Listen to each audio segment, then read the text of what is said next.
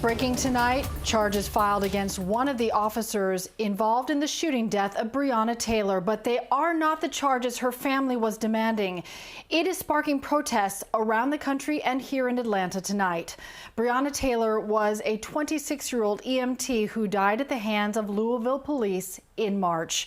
Former Police Sergeant Brett Hankison is accused of shooting blindly into several apartments as officers were serving a no-knock warrant that night.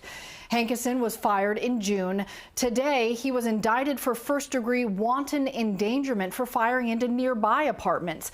No charges were filed against the two other officers. Already, people have gathered in Louisville tonight to protest this decision. You're looking at a live look right now. So the police department in Louisville has been preparing for this moment. It declared a state of emergency ahead of today's announcement. These are not live photos, but protests have already started there tonight in Louisville. Some roadblocks were put in place and windows boarded up ahead of this decision, about a week ahead of that decision. We are also hearing about reports of protests planned tonight here in Metro Atlanta. But before we get to that part, we want to get into what all of this means for the officers involved. Jennifer Bellamy has more on that. Jennifer, the Kentucky Attorney General shared new details about the investigation today. Yes, Cheryl and Aisha, as you mentioned, only one of the three officers who fired their weapons that night will face charges, although he's not charged directly with shooting or killing Breonna Taylor. Her story is one that became a big part of the Black Lives Matter movement and calls to reform police departments across the country. So here's a breakdown of the decision and the Attorney General's investigation. Former Sergeant Brett Hankison is now charged with 3 counts of first-degree wanton endangerment. He could face up to 5 years in jail for each counts, but the charges aren't for killing Taylor. In fact, the AG says Hankison didn't fire the fatal shot. Instead, he's charged for blindly firing into Taylor's apartment, risking the lives of others who lived nearby. The judge said an arrest warrant would be issued and bail set at $15,000 cash.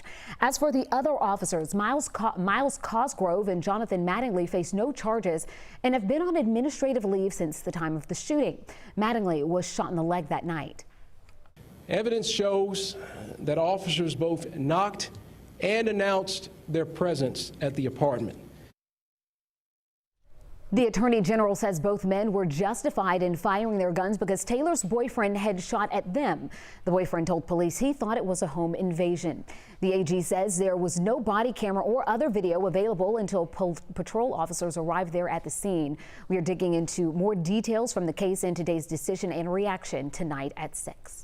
We want to check in right now with Chanu Hur, who is live in Southwest Atlanta, where protesters are gathering out there. Chanu, how are people out there tonight responding to this decision?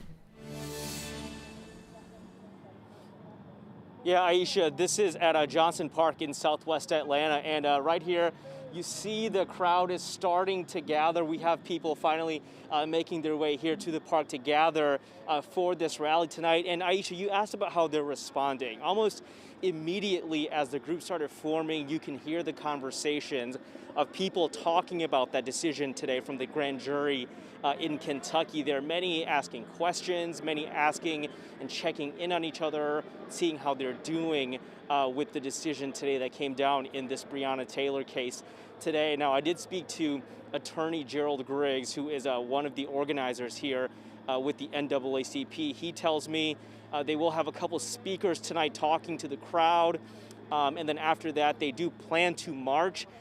Griggs tells me right now they're not sure exactly where they will be marching to, but he says he will let me know as soon as he knows the plans of that march and where they will be heading. But again, they will be addressing just how people are feeling about this decision today that came down from the grand jury in Kentucky. All right, Chanu Hur live for us tonight very early on in that gathering. We will keep checking with him throughout the evening. Thanks, Chanu. Throughout the summer, Atlanta protesters called out the name of Breonna Taylor during Black Lives Matter marches. The grand jury announcement was watched closely by so many throughout Atlanta today. 11 Live's Doug Richards has more on the reaction. The indictment of one officer in Louisville on a comparatively minor charge isn't sitting well with Atlanta activist Teos Wynn. Today, people feel as though justice was not delivered. It was not an adequate initiation of justice for the incident at hand.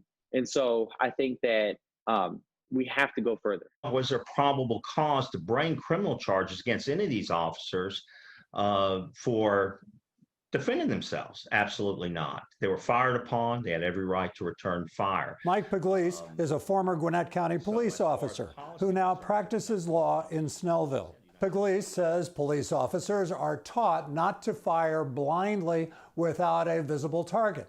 He says the indictment of one officer for wanton endangerment was a justifiable indictment.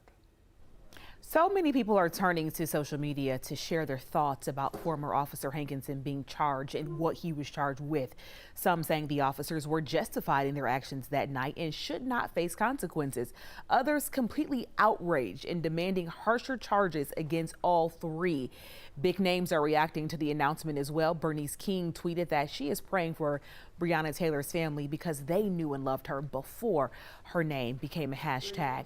And Reverend Raphael Warnock, a candidate in the upcoming special election for Georgia U.S. Senate seat, tweeting that this was a gross negligence of justice. He says we will not have justice for Breonna Taylor until all officers involved are held accountable. 11 Alive is where Atlanta speaks, and we want to hear what you're saying about Breonna Taylor and the indictment that came down tonight. We have a lot of you are learning more about this investigation as the day goes on and the grand jury decision. Once you get your feelings and gather your thoughts, go ahead and send us a text with your comments, 404-885-7600.